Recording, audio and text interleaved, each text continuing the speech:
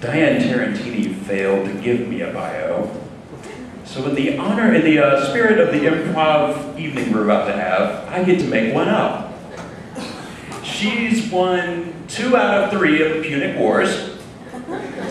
She can indeed strike a match with her ass. She invented the nose whistle. And she once wrote a wicked poem about her mother for my Mother's Day podcast. A fact which has endeared her to my dark little heart. She graced the stage last year during our Friday night entertainment, and we bring her back, Diane Tarantini.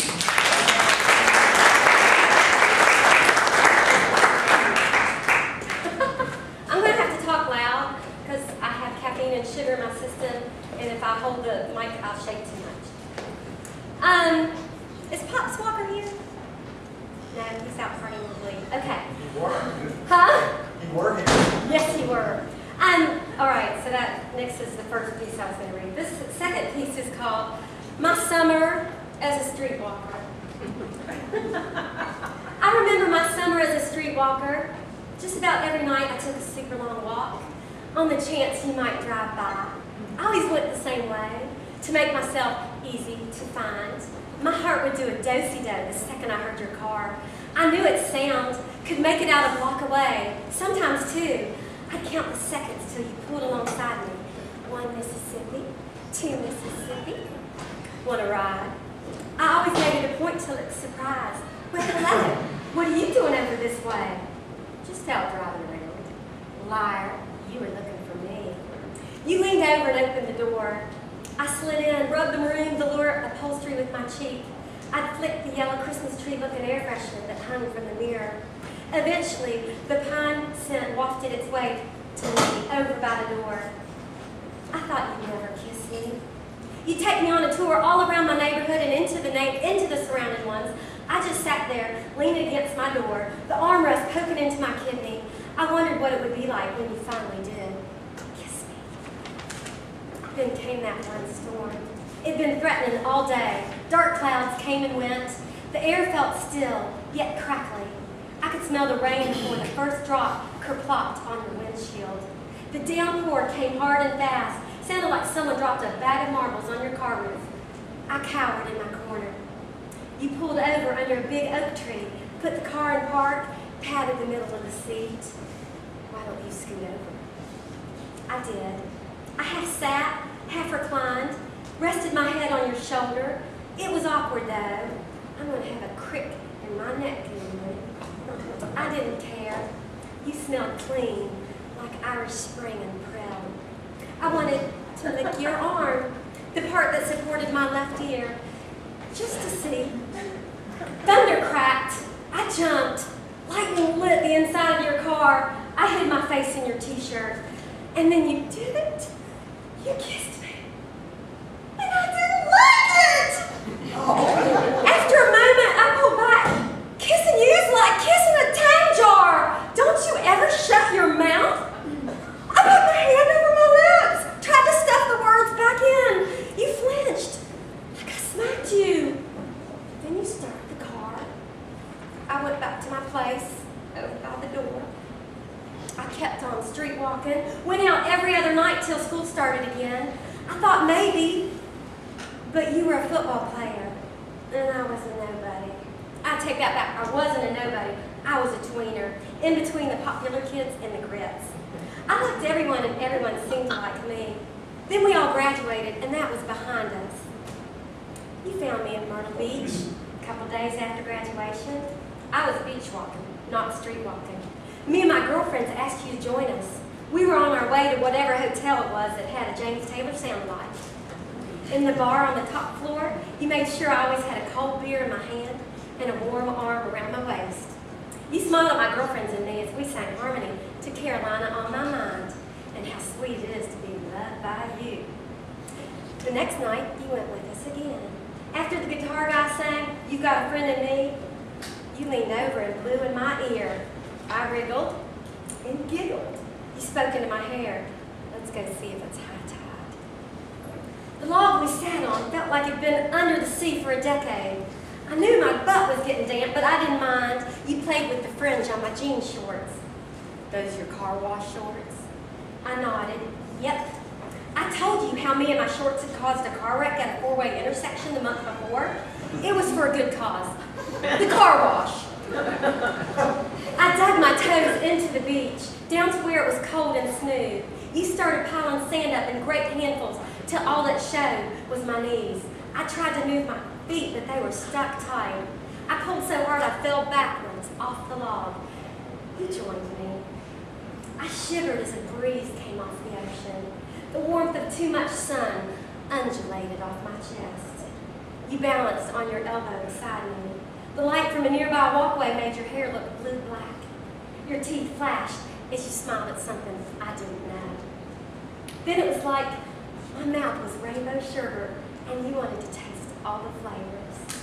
Right, left, center. I reached up and touched your curls to see if they were soft from the South Carolina water or crisp from the salt air. Your neck was warm, hot even. I nibbled my bottom lip. Oh my. You squinted down at me. What? The tone jar is gone. One corner of your mouth went up. Yeah. Sand found my scalp. It itched, but I didn't scratch. I closed my eyes so you couldn't see them. Maybe I should double check.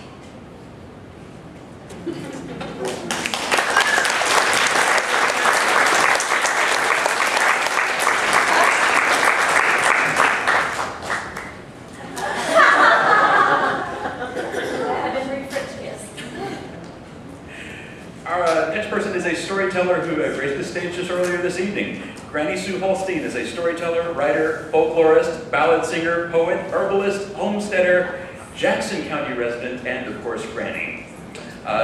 She recently retired from her position as facilities manager for Kanawha County Public Library and is busy reorganizing her world in the belief that 24 hours might not be enough time to do it all. Granny Sue Holstein.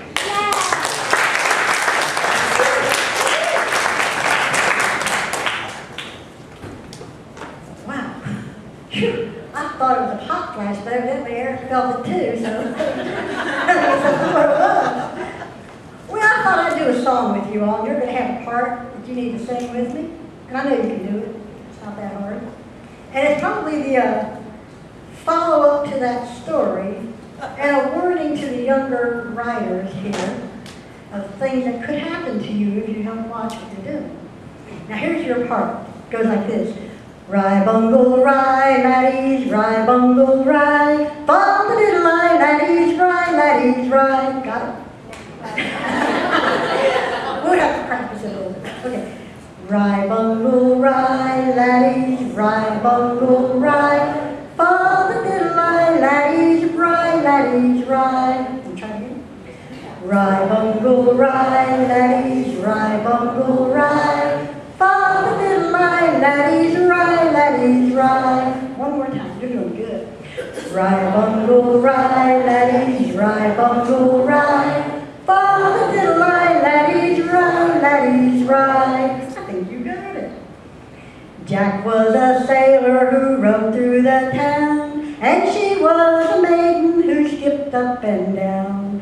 Said the maiden to Jack as she passed him by, would you care for to purchase some rye bungle rye? Rye bungle rye, laddies, rye bungle rye, fall the little rye, laddies, rye. Jack gave her a pound and he thought it strange. She gave him a basket, said I'll run for the change. Jack peeped in the basket and a child he did spy. Well, began me, says Jack, this is queer bungle rye. Queer bungle rye, laddies, queer bungle rye, fall the little lie, laddies, rye. To get the child christened was Jack's next intent. So to get the child christened to the parson he went. Said the parson to Jack, what will he go by? Well, began then, says Jack, call him Rare Bungle Rye. Rare Bungle Rye, laddies, Rare Bungle Rye, fall the little lie, laddies, rye. Says the parson to Jack, that's a very queer name. Well, began then, says Jack, in a queer way he came. Bundled up in a basket and sold on the sly, and the name that he'll go by is Queer